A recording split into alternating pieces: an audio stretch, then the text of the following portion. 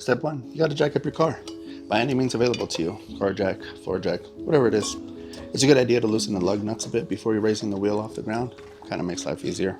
Remove the lug nuts, holding the wheel in place. Wheel comes off. Takes us to step 3. Step 3, remove the caliper. Caliper's held on by these 2 bolts. Remember, lefty loosey, righty tighty.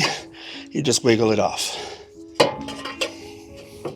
Brake pads come off. Step 4 is you compress the caliper piston. This piston is what keeps pressure on your brake pads as they wear down, so it will be extended.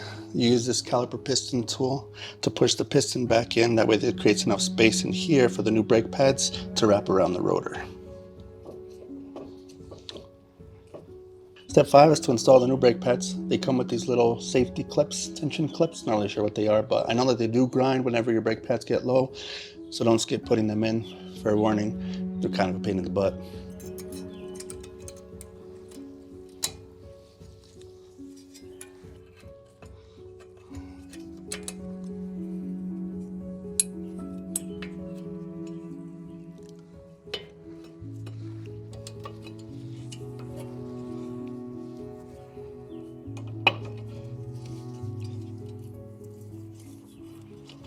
So step 6, we reinstall the caliper, tightening the 2 bolts that we removed.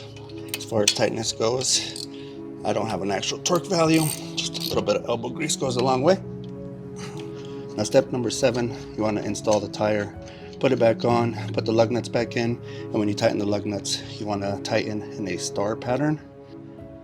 You don't necessarily want to tighten clockwise or counterclockwise, because when you tighten, you want it to tighten flush. Another way to do that is to do the opposite corners.